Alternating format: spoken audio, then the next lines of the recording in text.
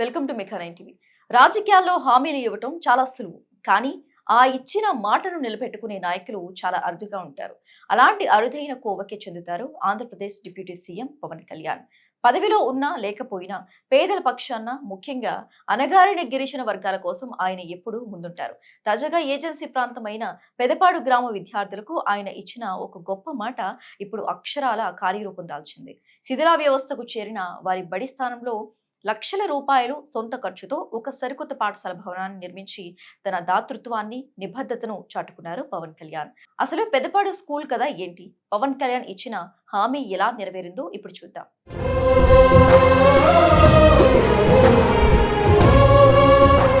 సరిగ్గా ఏడాది క్రితం ఏప్రిల్ 7వ తేదీ అల్లూరి సీతారామరాజు జిల్లా అరకు నియోజకవర్గంలోని బుండ్రిగూడ మండలం పెదపాడు గ్రామంలో ఒక చారిత్రాత్మక ఘట్టం ఆవిష్కృతమైంది.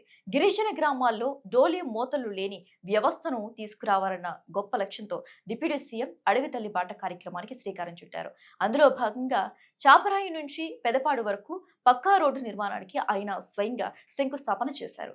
ఆ సమయంలో ఆయన కేవలం రోడ్డు వేసి ఊరుకోలేదు. ఆ గిరిజన గ్రామంలోని మౌలిక వస్తువులపై, ప్రజల కష్టాలపై స్వయంగా ఆరా తీశారు. గ్రామంలో పర్యటిస్తున్న సమయంలో పవన్ కళ్యాణ్ దృష్టి అక్కడి ప్రాథమిక పాఠశాలపై పడింది. ఆ బడిలోకి వెళ్లి చూసిన ఆయన మనసు కలిచివేసింది. ఎప్పుడూ కూలిపోయి ఉన్న పైకప్పు, బీటలు వారిన గోడలు, కనీస వస్తువులు లేని ఆ శిథిలా వ్యవస్థ భవనంలో గిరిజన బిడ్డలు ప్రాణాలు అరచేతిలో పెట్టుకుని చదువుకుంటున్న తీరు ఆయన తీవ్రంగా కలిచివేసింది. వెంటనే స్పందించిన ఆయన ఆ శిథిలా భవన స్థానంలో తన సొంత నిధులతో ఒక పక్కా నూతన పాఠశాల భవనాన్ని నిర్మించి ఇస్తారని అక్కడి ప్రజలకు, విద్యార్థులకు బహిరంగంగా మాట ఇచ్చారు.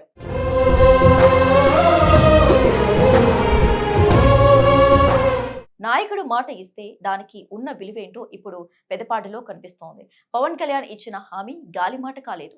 ఏ మాత్రం జాప్యం చేయకుండా వెంటనే పనులు ప్రారంభించారు.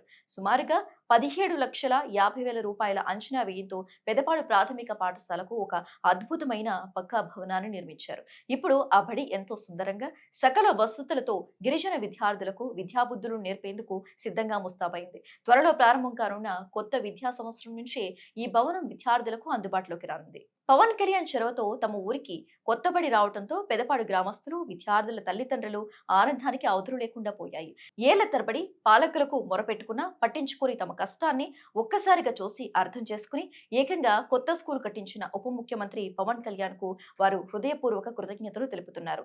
విద్యాభివృద్ధి, ముఖ్యంగా గిరిజన ప్రాంతాల అభివృద్ధి పట్ల ఆయనకున్న చిత్తశుద్ధికి ఈ స్కూల్ నిర్మాణమే నిదర్శనమని ప్రజలు కొనియాడుతున్నారు. ఒకవైపు డోలీ రహిత గ్రామాల కోసం పోరాటం, మరోవైపు భవిష్యత్తు తరాల కోసం నూతన పాఠశాలల నిర్మాణం. అడవి తల్లి బిడ్డల పట్ల ఉప ముఖ్యమంత్రి పవన్ కళ్యాణ్ చూపిస్తున్న ఈ ప్రేమ, నిబద్ధత నిజంగా అందరికీ ఆదర్శనీయం. ఇచ్చిన మాటను ఇంత చిత్తశుద్ధితో నెరవేర్చిన నాయకుడిగా పవన్ కళ్యాణ్ ప్రజల గుండెల్లో చెరగని ముద్ర వేశారు.